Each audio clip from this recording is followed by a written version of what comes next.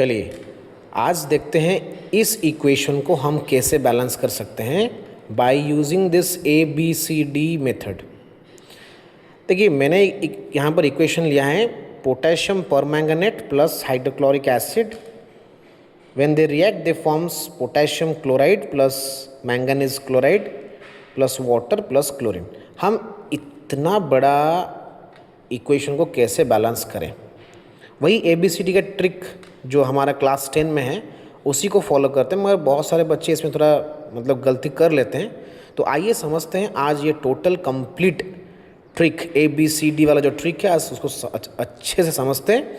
देखिए मैंने यहाँ पर ABCDEF लिख दिया है। अब देखिए पोटेशियम का मैं फर्स्ट निकाल रहा हूँ, यहाँ पर A, यहाँ पर C, तो A is equal to C।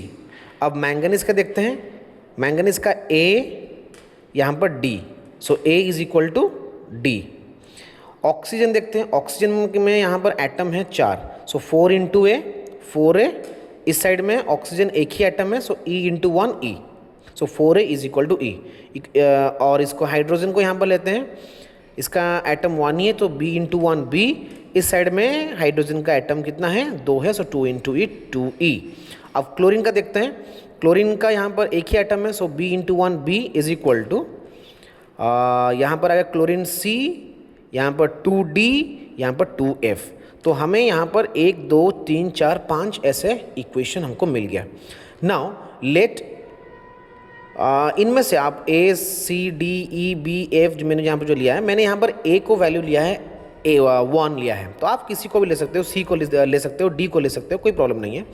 सो मैंने यहाँ पर A को लिया है 1, then A is equal to 1 means C will be equal to 1, D will be equal to 1, और यदि D इक्वल टू 1 है तो यहाँ पर मैं यदि यहाँ पर दूंगा वैल्यू पुट करूँगा, D का वैल्यू यहाँ पर 1 है तो A का वैल्यू भी 1 है। सो यहाँ पर यदि मैं A का वैल्यू पुट करता हूँ, so I will get E is equal to 4। अब E का वैल्यू मुझे 4 मिल गया तो B का वैल्यू कितना होगा 2 इंटू 4 8। अब इतना तो मिल गया, बाकी रह गया F, तो F कैसे निकलेगा, B का होगा 8, यहाँ पर मैं सॉल्व करता हूँ, यहाँ पर B का होगा 8 इज इक्वल टू C का 1 है, ये 2 इंटू D का 1 है तो 2 इंटू 1 2 प्लस 2F, यहाँ पर आ जाएगा आपका 8 is equal to 3 plus 2F। Then आपका यहाँ पर आएगा 8, ये 3 इधर आएगा तो माइनस होगा, तो 8 minus 3 5 is equal to 2F। Then this is implies F is equal to 5/2। तो आपका F निकल गया 5/2। अब ये सारे वैल्यूज़ को हम यहाँ पर पुट कर देंगे ABCD में। पुट करने के बाद यहाँ पर होगा A का 1 आएगा, B का 8 आएगा, C का 1 आएगा, D का 1 आएगा, E का 4 आएगा और F का 5/2। मगर फिर भी ये बैलेंस नहीं है क्योंकि यहाँ पर 5/2 हो गया, सारा होल नंबर में यहाँ पर 5/2 है।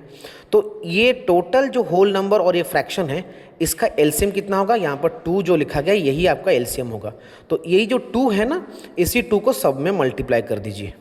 सो 2 into 1 2, 2 into 8 16, 2 into 1 2, 2 into 1 2, 2 into 4 8, और यहाँ पर यदि हम 2 मल्टीप्लाई करेंगे तो 2 2 कट हो जाएगा तो रहेगा आपका 5।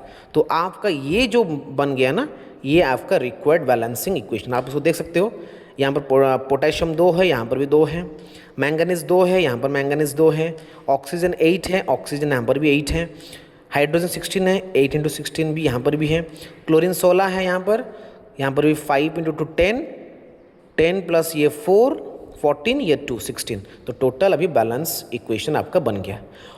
तो यदि आप उसको समझ पाए हो तो ये वाला क्वेश्चन आप उसको बैलेंस करके दिखाओ। Comment and find out and write the balance chemical equation of this question. Thank you.